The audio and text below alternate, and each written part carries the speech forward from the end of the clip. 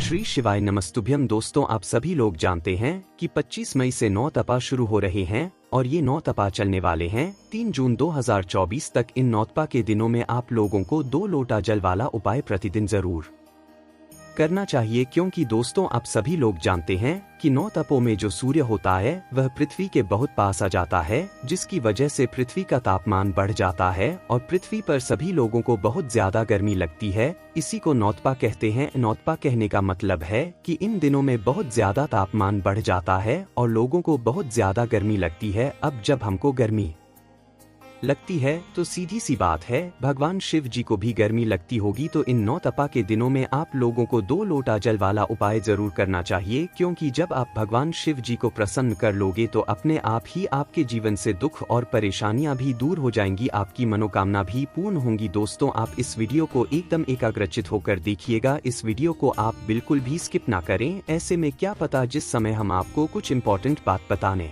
वाले रहेंगे उसी समय अपने वीडियो को स्किप कर दिए, तो ऐसे में आप उपाय को सही से नहीं समझ पाएंगे। इसीलिए आप कॉपी पेन लेकर बैठ जाएं और जो भी बात आपको ऐसी लगे कि याद नहीं होने वाला है उन्हें आप नोट कर ले, ताकि आप उपाय में कोई भी गलती ना करें और आपका उपाय 100% आपके लिए लाभकारी हो, फलदायी हो। वैसे दोस्तों, हम आपको बता दें कि ये जो 2 लोटा जल वाला उपाय है ये पंडित जी ने जो है सावन के महीने के लिए बताया था, क्योंकि सावन के महीने में भगवान शिव जी पर भार बढ़ जाता है। इसलिए पंडित जी ने 2 लोटे जल वाला उपाय सावन के महीने के लिए बताया था। पर 9 तपा के भी वो दिन होते हैं जिस समय पर जो इस पृथ्वी का तापमान बढ़ जाता है और सभी लोगों को बहुत ज्यादा गर्मी भी लगती है और भगवान शिव जी को भी बहुत ताप होता है। तो इसलिए दोस्तों आप लोगों को इन 9 तपा के प्रतिदिन, ऐसा नहीं कि एक ही दिन आप लोग ये वाला उपाय करके रह जाओ। 2 लोटा जल वाला उपाय आपको इस 9 तपा में प्रतिदिन जरूर करना चाहिए। वो कैसे करोगे, कब करोगे, कहाँ पर करोगे और कौन यह उपाय करेगा, वो हम आपको सारी जानकारी इस वीडियो में बताते हैं। तो देखिए, सीधी सी बात है, आपको उपाय में बहुत सारी चीजें समझ आ गई होंगी कि 2 लोटा जल वाला उपाय है। तो सीधी सी बात है, इस उपाय में हमें 2 लोटा जल की आवश्यकता तो पड़ेगी ही पड़ेगी। पर यह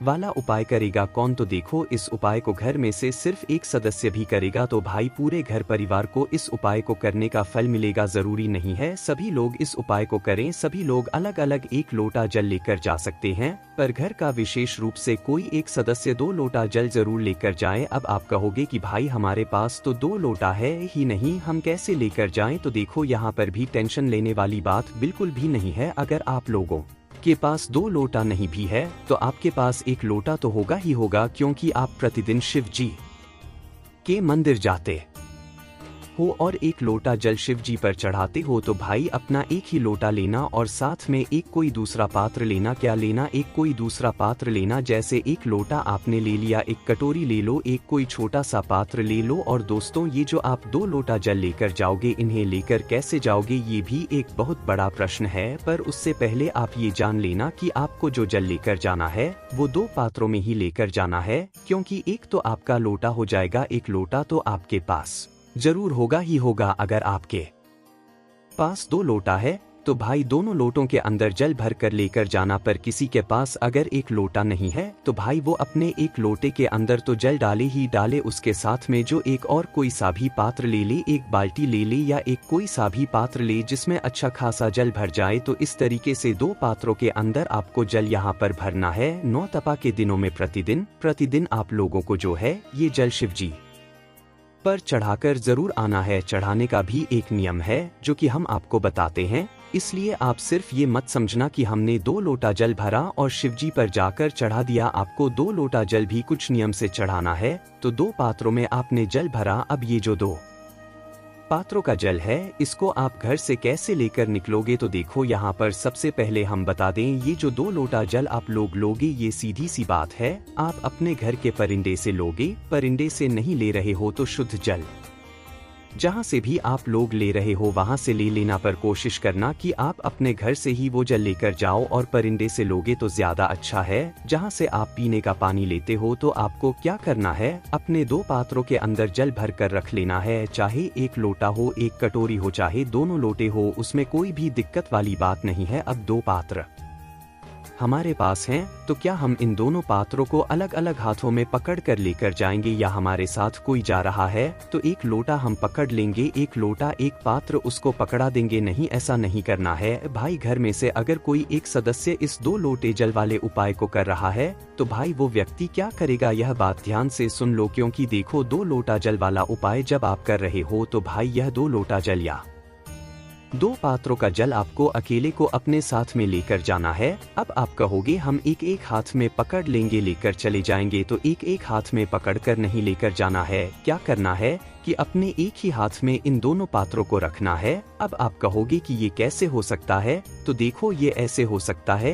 एक लोटा तो आपके पास होगा ही होगा, तो एक लोटे को सबसे पहले अपने सीधे हाथ की हथेली में पकड़ लो, ठीक है। उल्टे हाथ में आपको जल नहीं पकड़ना है, तो एक लोटा जल आप पहले सीधे हाथ की हथेली में पकड़ लो। एक लोटा जल के ऊपर जो भी आपने पात्र लिया हो या दूसरा लोटा लिया हो, चाहे कटोरी ली हो, तो जो दूसरा लोटा जल है वो आप अपने इस लोटे के ऊपर रख लो। या आपने कटोरी में जल भरा हुआ है तो अपनी वह कटोरी उसी लोटे के ऊपर रख लो, ठीक है। समझ गए आप लोग? इससे होगा क्या कि जो आपके 2 पात्रों के जल हैं वो एक के ऊपर एक रखा जाएंगे और आसानी से मतलब आप उपाय को कर सकते हो। और इसी तरीके से आपको इस जल को लेकर जाना है। ऐसा नहीं करना है कि अपने दोनों हाथों में एक एक पात्र पकड़ा और आप लोग लेकर चले गए, तो एक के ऊपर एक पात्र आप लोगों को ये वाला मतलब लेकर जाना है और इस उपाय को करना है। और ना ही ऐसा करना कि एक पात्र आपने किसी और को पकड़ा दिया और एक आप लेकर जा रहे हो, तो फिर उपाय उतना अच्छे से काम नहीं कर पाएगा।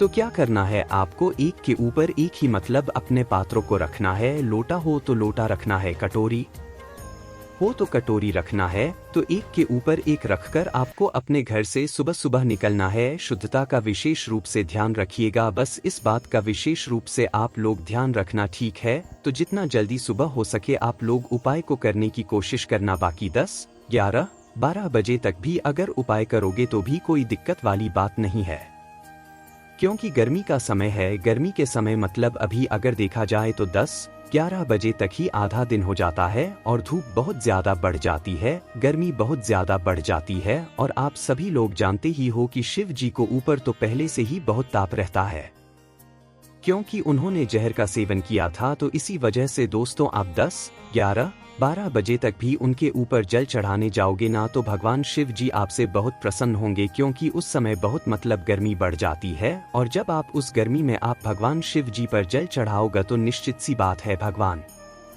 शिव जी को आराम मिलेगा और उनके ऊपर आप जो हैं ठंडा जल चढ़ाओ तो उनको बहुत आनंद महसूस होगा। तो इस वजह से आप लोगों को जो है ये 2 लोटा जल वाला उपाय करना है। तो क्या करना है, अपने घर से आप लोगों को निकलना है जितना जल्दी सुबह हो सके भाई। ब्रह्मा मुहूर्त से लेकर आप लोग 10, 11, 12 बजे के बीच में कभी भी उपाय करना, कोई भी दिक्कत वाली बात नहीं है। तो अपने घर से निकलना आप जो है ये दोनों लोटे जल को लेकर या दोनों पात्रों के जल को लेकर जैसे जैसे हमने आपको बताया वैसे ही आप लोगों को लेकर जाना है। तो अपने घर से निकल जाना और घर से निकलकर कहां पर पहुंच जाना, सीधा अपने ही घर के पास में जो शिव मंदिर है वहां पर पहुंच जाना। अब ये वाला उपाय आप अपने घर के मंदिर में मत करने बैठ जाना। आप अपने घर के मंदिर में जो शिवलिंग है उनको तो स्नान कराते ही कराते हो प्रतिदिन, तो उनके लिए तो आप प्रतिदिन शिव जी को स्नान करा सकते हो, पर भगवान शिव जी के मंदिर में जाकर आप लोगों को ये वाला उपाय करना है। अब मंदिर में जाकर उपाय कैसे करोगे वो भी सुन लो। तो देखो यार, उपाय जब आप करने के लिए जाओगे ना तो हो सके तो भाई अपने साथ में कुछ पूजन सामग्री भी जरूर लेकर जाना।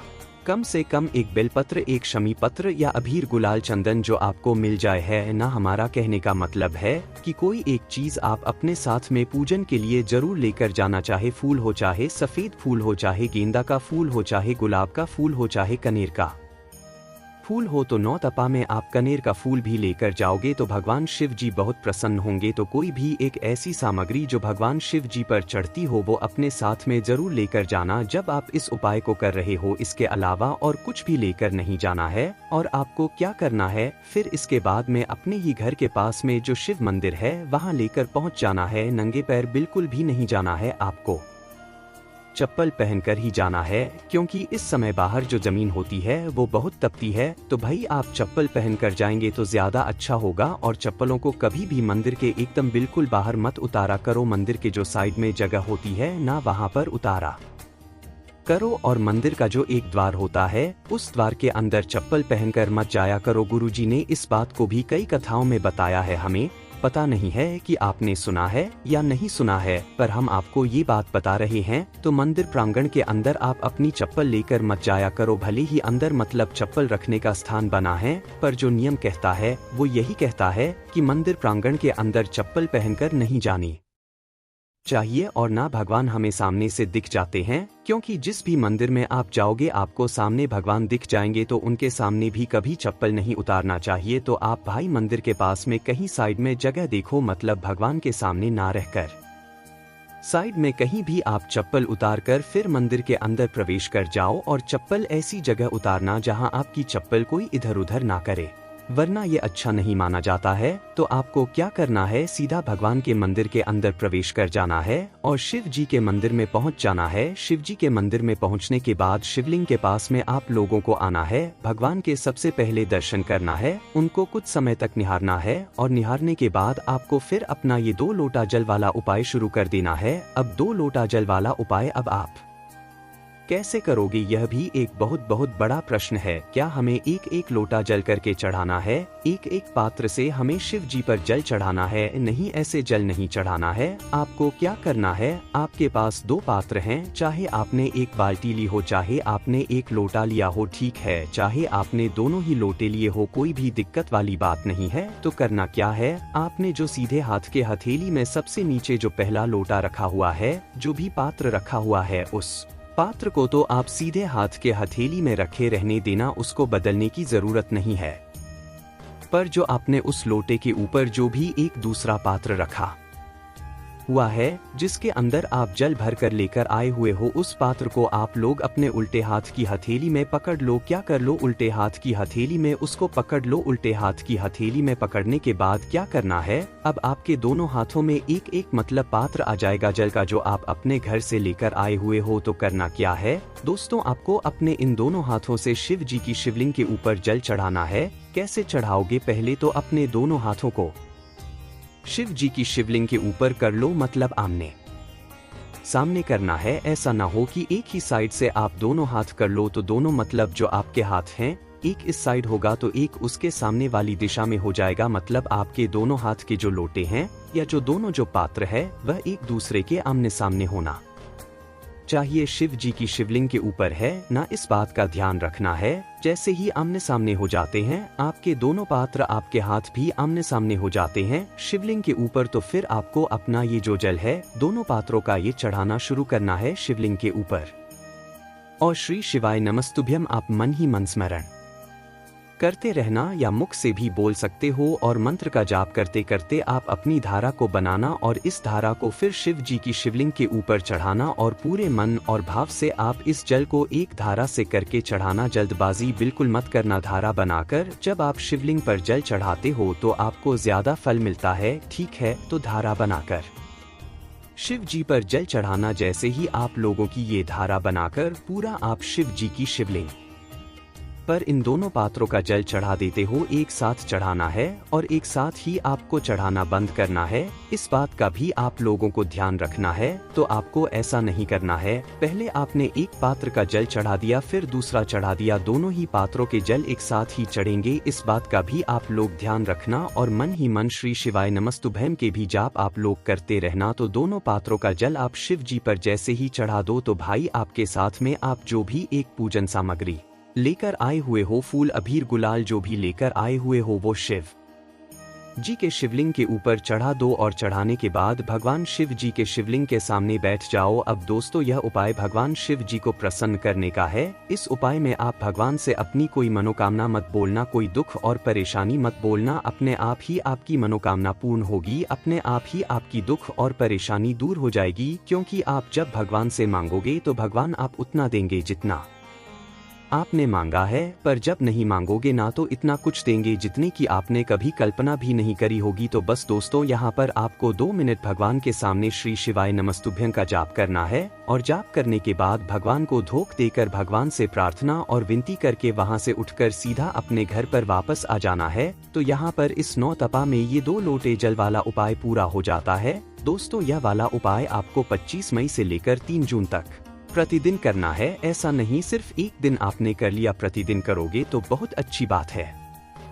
बाकी की दोस्तों आपकी मर्जी है कि आप इन 9 तपा के दिनों में कब कब ये वाला उपाय कर रहे हो। हमारे ख्याल से तो आपको प्रतिदिन ये वाला उपाय करना चाहिए, क्योंकि 9 तपा में बहुत ज्यादा गर्मी बढ़ जाती है, ताप बढ़ जाता है, हमें तो गर्मी लगती ही लगती है। तो क्यों ना भगवान शिव जी के लिए भी हम कुछ करें इन 9 तपा में। तो बस आप लोग यही कर सकते हो। इसके अलावा दोस्तों, आपके मन में कोई भी प्रश्न आता है तो उसे आप हमसे कमेंट करके पूछ सकते हैं। दोस्तों, भगवान भोलेनाथ जी के उपाय को यदि आप सही समय पर करते हैं तो उस उपाय का फल आपको बहुत बड़ा होकर मिलता है और जल्दी से मिलता है। हम आपको भगवान भोलेनाथ जी के उपाय को सही समय पर बताते ही रहते हैं। यदि आप भगवान भोलेनाथ जी के उपाय को करके अपने जीवन की समस्याओं को दूर करना चाहते हैं तो आप हमारे चैनल को सब्सक्राइब जरूर करें।